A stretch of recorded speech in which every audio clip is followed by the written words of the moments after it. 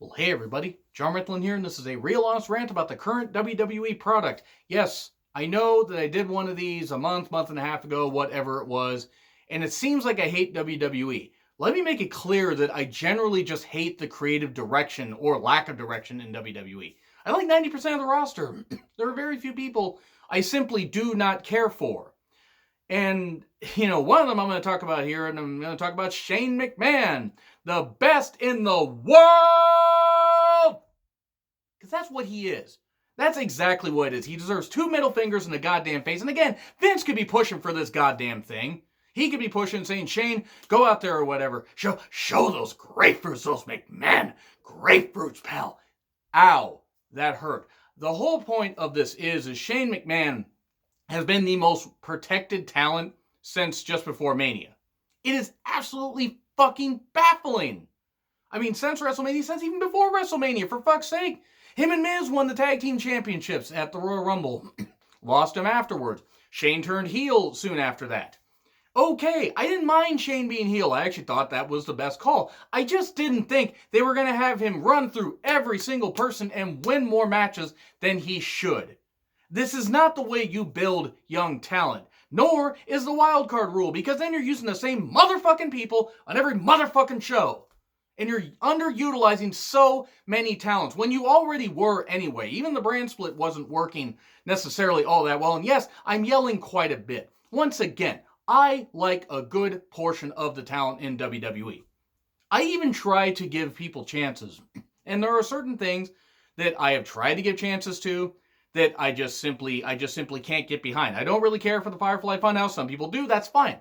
Whatever. It is something different. I will say that. I can just see where it's going. But back to Shane. And these are reports, and it's all based on rumors. It's from Sliced Wrestling, that's making fun of Sliced Wrestling. But they reported it, and then other people ran with it and stuff like that. Or maybe WrestleVotes did. I don't know. And I'm not knocking anybody that does it for parody or for clicks or whatever. But there were rumors of somebody, that Shane McMahon may possibly be the one to take the title, the WWE title from Kofi Kingston. Kofi Kingston, who generally actually wasn't supposed to get this push into Mania, they kind of fumbled it a little bit, juggled it, and messed it up a little, but in the end, he did win and the crowd erupted. And he's been a well-protected champion since. He hasn't been main eventing pay-per-views, but hey, Kofi is pretty fucking over, and he's been delivering great matches. He delivered great matches for years and years and years anyway, no matter the role they fucking gave him. And now he's gained his just due, and he's becoming champion. Let me make it clear that even if it's a parody thing, even if that's just what it is, if WWE actually does that, if they give Shane the WWE title, you thought him beating Miz a couple times, 3 times actually, at Mania, at Money in the Bank, and then recently on SmackDown, if you thought that was bad, if you thought him beating Roman Reigns at Super Showdown was bad, and I don't care how much interference it was, he still beat Roman Reigns, who I'm not the biggest fan of, but Roman Reigns as WWE champion, I would take that as opposed to Shane McMahon possibly being the one to beat Kofi. Now again, rumors, parody, pretty certain it won't happen. That would honestly be a worse decision than giving Brock Money in the Bank, which I thought was impossible. That would replace Jinder as the worst WWE champion of all time, not named McMahon. And actually, it would replace, even though Shane's last name is McMahon, he would actually replace Jinder as the worst WWE champion of all time. And don't tell me he wouldn't. Oh, he takes bumps, he does this and everything. He goes out there, injured and whatever, and gives his best performances. I'm not saying that Shane hasn't done a lot of crazy shit and a lot of shit that he doesn't deserve respect for. Falling off his shit, taking hard shots, the coast to coast. He shouldn't be doing the coast to coast. He's 50 fucking years old or close to it. I don't want to see the guy die. But I don't want to see him on TV anymore. Shane McMahon, partially because of the Wildcard Rule. So let's go. Let's get off this whole thing with Shane for a second first. Let's go to the Wildcard Rule. The fact is Shane has benefited most from this. He's on every single show, 30 plus minutes each show, which we don't need. You have so many talents you could be utilizing so much fucking better. You have Rollins as Universal Champion. He's feuding with Baron Corbin, who's at least a full-time wrestler, but Baron Corbin ain't all that interesting. You got Becky Lynch feuding with Lacey Evans, who that could actually end up being a pretty good match. The match at Money in the Bank wasn't bad. It wasn't great, but it wasn't bad. Maybe their matches can get better. It's at Stomping Grounds, which, by the way, they're apparently doing some 2-for-1 stuff. WWE is like 2-for-1 tickets to try and fill the Tacoma Dome, because they're giving us a rematch, rematch after rematch after rematch. It's rematch city, bitch. I'm not going to Stomping Grounds. Tacoma Dome is 70 miles from me. I can make it down there in an hour, hour and a half, depending on how fast I drive. But I'm not going. I don't feel like driving all the way down there. Tacoma is a fucking mess with all the construction. And also, WWE is not worth investing in right now. WWE, besides the network, if you guys want to continue to invest in them and buy shirts, yes, I bought that shirt. That shirt right here, the Rollins t-shirt, as I point really stupidly. Same with that Bayley shirt. The Bayley shirt I bought at FYE. The Rollins shirt I bought at, I want to say, it was a Hot Topic. And the whole point is I still support so many people in WWE. I really do. From some of the announcers, backstage announcers, crew, even though I don't know most of the crew's name. I support anybody that goes on the road, leaves their lives behind, and basically makes wrestling their life. I do appreciate that. Even some of the wrestlers that I don't like, I have to give them that much credit. And there are so many, thanks to Shane and horrible booking, this Wildcard Rule. The Wildcard Rule could be beneficial if they did this. Okay, you have Rowan and Bryan on SmackDown as the tag team champions. Bring the Viking Raider experience over there and have them feud, and then, have them have one match, ends in a DQ, whatever. At least it's a fresh matchup. Becky's out there, wants a challenger, because she's still got to face Lacey, but that's not going to happen. Liv Morgan, Ember Moon, somebody show up, have a nice little 8 to 10 minute match or whatever, and then you say, oh, hey, I want to see what else they can do. They're on SmackDown. I can watch SmackDown. Or, oh, hey, the Viking Raiders are on Raw. I want to see what happens on Raw. You benefit both fucking shows if you actually don't have the same fucking people show up every fucking week. And yeah, I know I'm yelling. I'm sorry. But I'm pissed. Because they have way too many people. It's like WCW, late WCW, where they had so many goddamn people. And that's actually another rant I'm going to do. At some point, how WWE is just like late WCW.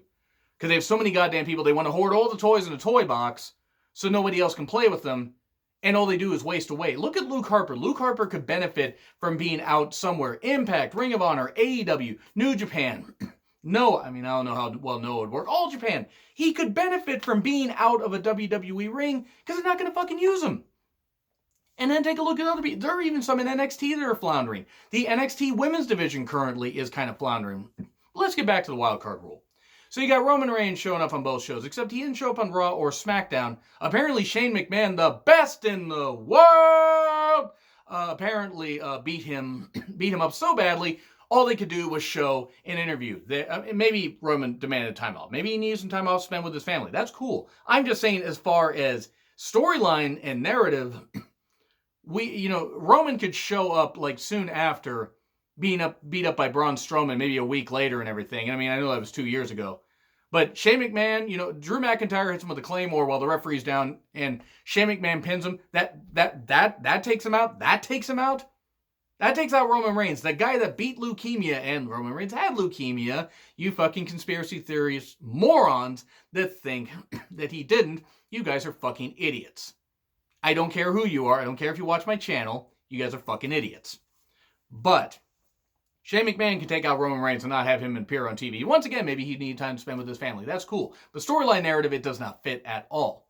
Shane is dragging down Drew McIntyre, who should be Universal Champion, or put him on SmackDown, have him beat Kofi at SummerSlam. Tell me that Drew would not make a great WWE Champion. At this point, if I'm Drew McIntyre, I gotta be fucking regretting coming back. He should have just signed 1 year, stayed in NXT, and then left. I know that's not how WWE does deals, but fuck's sake. AEW, Impact, he kind of did everything he could in Impact, and Drew is perfect. It's all that Scottish beef, pal. He could be the guy. He's perfect as far as look, size, ability. Is he a great technical wizard? No, but he is the fucking Scottish psychopath. He's amazing to watch in the ring because every move he hits, the headbutt, the Claymore, just any other move that he hits, granted, okay, is his offense super varied? No. But he has transformed so much from the time he was in 3MB just a few years ago. The stuff he did as Drew Galloway in Impact and then on the UK Indies and stuff like that.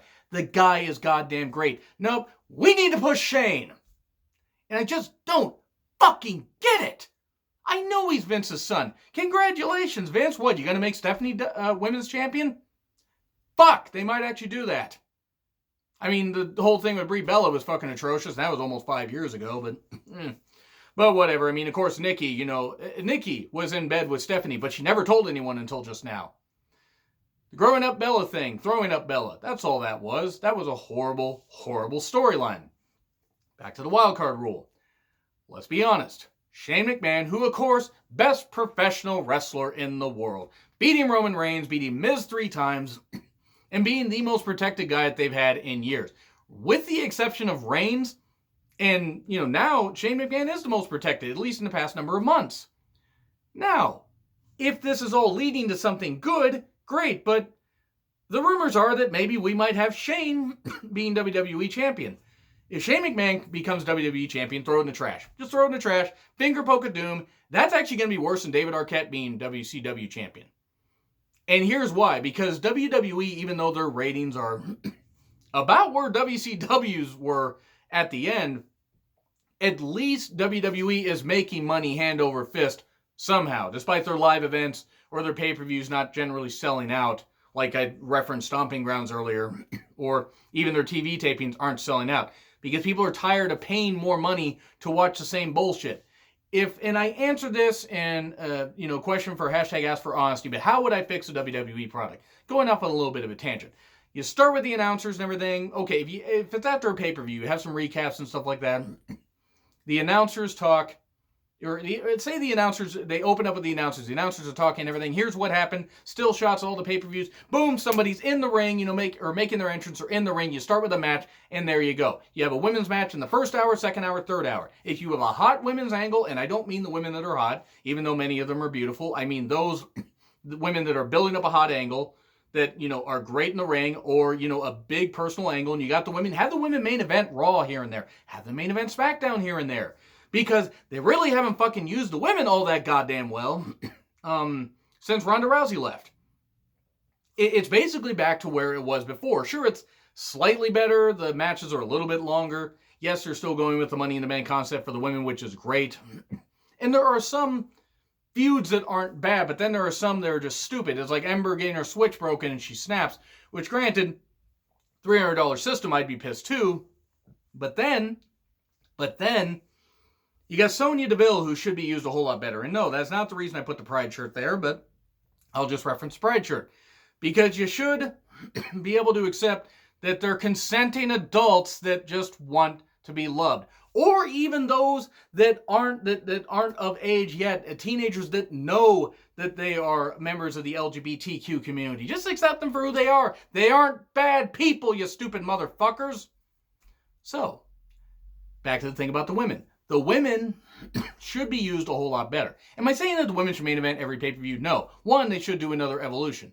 They should actually take out Hell in a Cell and put Evolution there in September. I'm serious. Hell in a Cell, that pay-per-view has not meant shit for a while. Now, I will say this.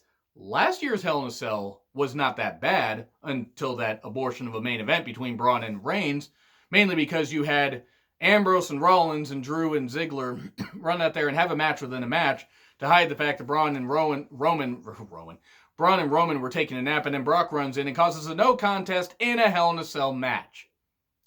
That did everything. That did great things for everybody involved.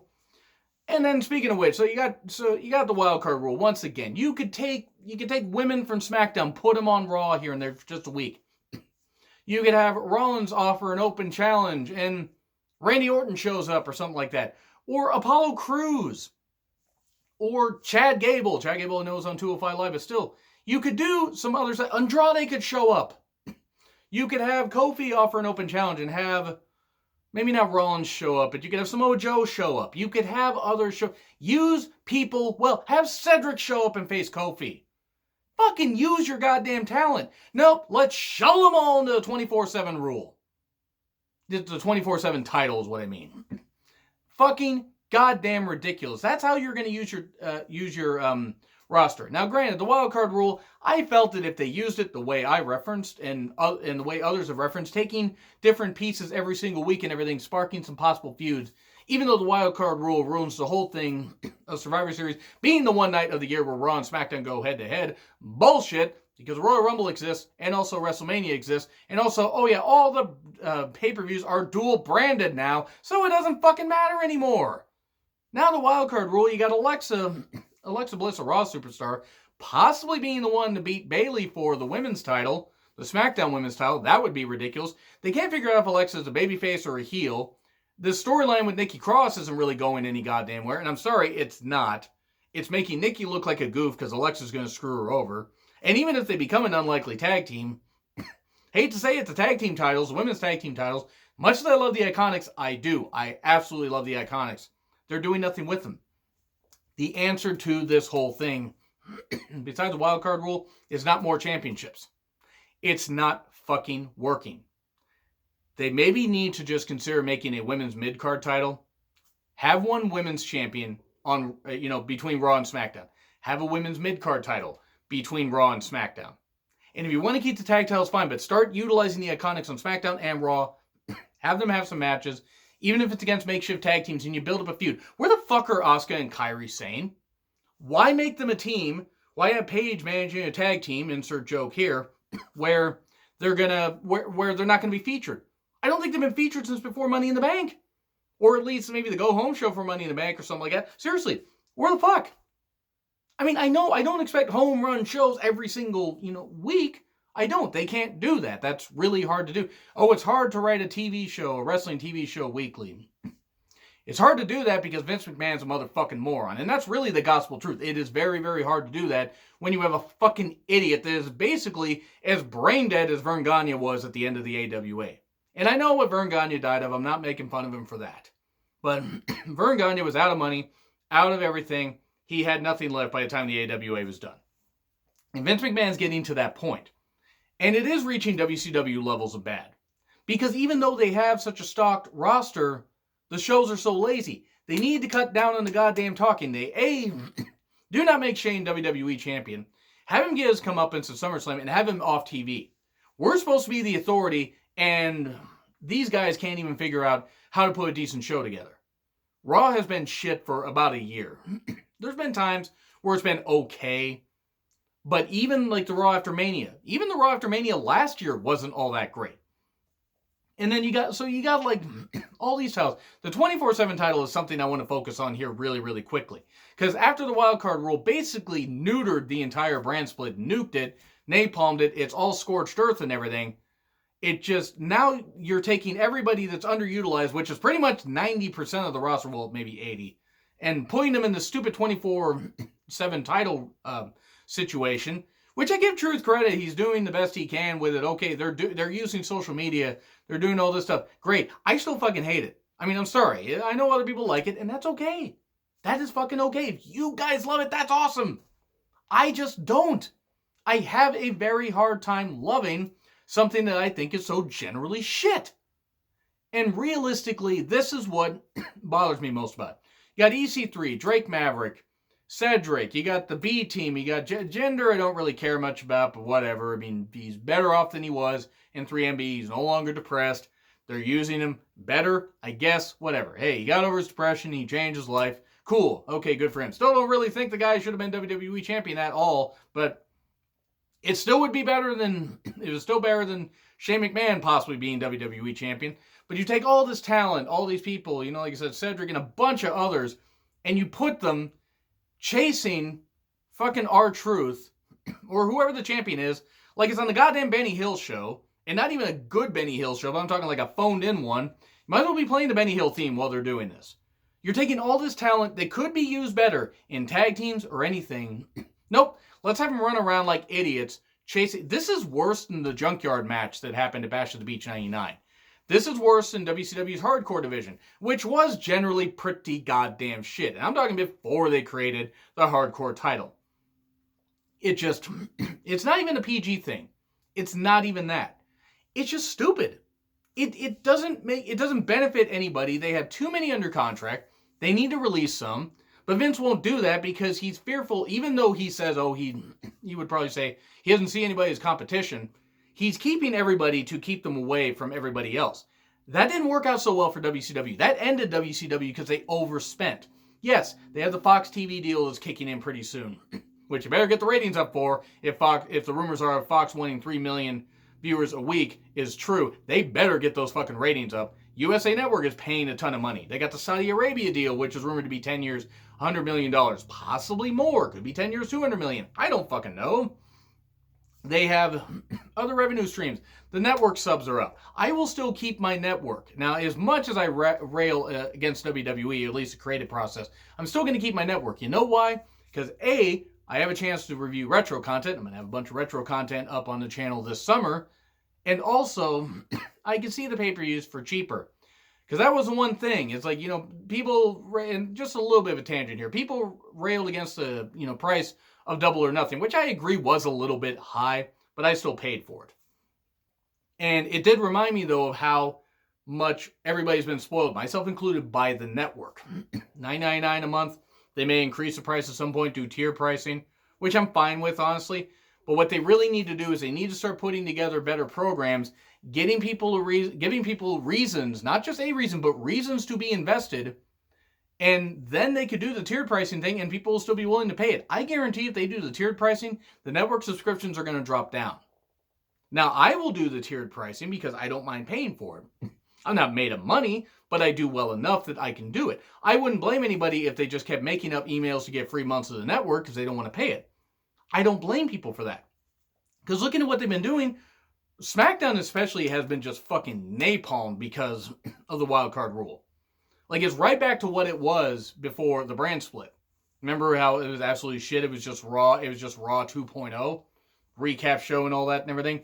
That's another thing they need to do. They need to cut down the goddamn recaps. If they don't cut down the goddamn recaps, we don't all have ADD. I know it seems like sometimes I do. I do have a bad attention span when it comes to shows and in general. But we all don't have ADD. We don't need Michael Cole laying out that shit or whatever. It's like, it's for the kids and stuff like that. I'm sorry, but if kids are growing up wanting to listen to Michael Cole as a fucking influence, you got problems and you probably need your parents to help you. Sorry, Michael Cole's pretty goddamn bad at his job. That's another thing they need to do. They need to cut down the commentary teams. Cut it down to 2. We don't need 3 on NXT. Sorry, Beth, you gotta go. We don't need, or have Morrow and Beth call the show and have Nigel just call NXT UK. Now, I like Nigel and Morrow as a team, but, even like 205 Live, you don't need 3 people on there. Sorry, you don't. I think they still have 3 people. I haven't watched 205 Live in a bit. Let me know if 205 Live has 2 or 3 people on commentary. Because I know Aiden English is one of them, and I believe Vic Joseph. Vic Joseph is somebody. Move him to SmackDown. Move Tom Phillips to Raw and get Michael Cole out of the goddamn booth. I'm sorry, but Michael Cole needs to fucking go. But Shane, to kind of finish up all this stuff and everything, watch me go another 10 minutes. Shane McMahon has, basically killed a lot of passion that I've had for his constant overexposure and everything. And again, the guy takes some crazy bumps. I won't deny that the guy doesn't kind of know what he's doing in the ring, but he should not be this protected. And rumor or not, he should not even be considered for a fraction of a second to be WWE champion, because then they're probably going to give it to Roman Reigns. Now, again, I would take Roman Reigns over Shane McMahon as WWE champion, but it's not going to do anything for Roman Reigns to have him beat Shane McMahon for it, if that turns out to be true. It's also going to basically torpedo Kofi. Kofi losing the title wouldn't be the worst thing. Eventually, he's got to lose it. Everybody's got to fucking lose it. Like I'm losing it on this video, but everybody's got to lose the title eventually. It's how you lose it and how you come back from it that would matter. That would automatically make Kofi a goddamn joke. Who the fuck would be able to take him seriously? He couldn't beat Shane McMahon, the best in the world. If he couldn't beat Shane McMahon, who, of course, again, the best professional wrestler in the world, if Kofi can't beat him, even with all the shenanigans in the goddamn world, it's going to make Kofi look like a goof. It's going to be possibly worse than the Finger Poke of Doom. It will be worse than David Arquette winning the WCW title. Again, I could just be getting fired up about all these rumors and all this bullshit and everything. But I can't stand this fact, especially with Elias is being drugged down by this. Now, Elias may not be the best in-ring worker in WWE, but he certainly could be used better than this. One, he should have been Intercontinental Champion last year. The fact that he wasn't was an atrocity. But then, the Revival. They're friends with Shane. And now they're Raw Tag Team Champions. And I had to remind myself that they're 2-time Raw Tag Team Champions. I had to remind myself of that. And I'm pretty certain I referenced that in this video earlier. And if I didn't, it was one of the most recent videos I did. That's how little the tag team divisions have meant. I mean, fuck, the Revival have, not fuck the Revival, but have the Revival, do an open challenge on Raw and have Heavy Machinery show up. Or somebody. Gable and Apollo Crews, or just something, just utilize your talent instead of in this 24/7 championship bullshit that isn't doing anything for anybody. It's not entertaining to me. I mean, I'm sorry, I can only speak for my opinion. There are others that like it, and that's okay. There are some that said to me, I don't understand why you don't like the 24/7 championship. And some of them, and I hate to pull this thing, but some people have not watched wrestling as long as I have. I'm not saying I know things better. I don't. I've just seen more, and I can see how this is not benefiting anybody. That's really what it comes down to. The wildcard rule must be eliminated. Not like MXC, don't get eliminated. Most Extreme Elimination Challenge, by the way. Takeoff and parody of Takeshi's Castle, I think is how it's said. Used to be on Spike TV. Great show, by the way. Look up their clips on YouTube. So, moving on. Back to the wildcard rule. It needs to be eliminated unless they're going to just suddenly do stuff, like I said, put different people on the shows here and there to build up championships, build up feuds, build up possible stuff and whatever, build up tag teams and everything. Otherwise, it is just utilizing the same people to boost ratings, and the ratings are simply falling. SmackDown apparently was below 2 million this week, which doesn't surprise me because it was a fucking abysmal show. And I was a little bit kind to Raw, actually. I think I actually probably should have given Raw a D, but I gave it a C-. There's just no momentum on these shows. I have less enthusiasm for Raw, SmackDown every single week, and I took this oath to watch wrestling so you don't have to, and I will continue to do that. I'm not knocking you guys. I love the fact that you guys love the content that I provide. You guys have helped make the 3 solo Raw reviews that I've done. I think I've done over 800 views for those 3, which is pretty goddamn impressive. So thank you guys very much for that. Thank you, seriously. I really do appreciate that. But wildcard rule. Why is it done? Oh, Vince is like, I'm a genius. No, Vince, you're fucking not. You fucking idiot. Not that he would ever see this, because he probably doesn't even know what YouTube is. I'm pretty certain he doesn't. It's not a good idea. The wildcard rule is not going to benefit anybody, except Roman, Usos. Lacey Evans is on both shows. Charlotte Flair's on both shows. Becky's on both shows. If they don't utilize the talent better, what the fuck's the point? You're just going to breed more contempt with your talent roster, and eventually you're going to have a mass exodus. Contracts are going to run out. People are going to leave instead of taking that guaranteed money. Take guaranteed money either from, if they're women's, Stardom or AEW or Ring of Honor or Impact or something like that, and probably AEW. Or Shine and Shimmer, or maybe even the NWA, the revival of the NWA, could get a boost with some of these women, and they could get great, even better funding. And I know they have pretty good funding, but they could get better funding and get a better women's division and everything, and give Allison Kay some really good challengers, and Santana Garrett and other people like that and everything.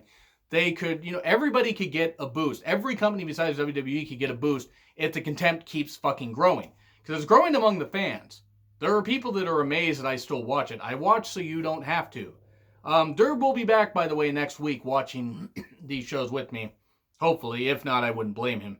But I'm so irritated with the wildcard rule and with Shane and stuff like that. And I'm so fucking done. There are just so many underutilized talents that aren't even being featured on TV. Buddy Murphy. Ali isn't featured all that often. Buddy Murphy has not appeared once in the Battle Royal. AOP, their return to TV was in the Battle Royal. The 58,000 man Battle Royal that Mansoor, that great motivational, guy, won. So, yeah, we're just gonna keep using the same goddamn people, and then Vince is going to blame everybody but his stupid motherfucking out of touch self for why the ratings keep falling. It is Vince's fault at this point. Do the fans expect too much? Sure. Can I be fickle? Sure. Can other fans be fickle? Absolutely. I'm not going to... I'll lump myself in with a lot of fans. I can be fickle on some things. I don't mind a long-term story playing out, but they don't really have... When their best long-term story is Shane McMahon being the best in the world, the best professional wrestler in the world, of course, that's not good. Kofi being champion is great, and just to sum up, some of their champions are great. Other ones, not so much. But anyway, that's pretty much it. I have a headache. I'm going to go lay down. Anyway, do you agree, disagree with what I said? Like, share, subscribe, Twitter handle in the description. I'm John Ritlin. I will see you soon.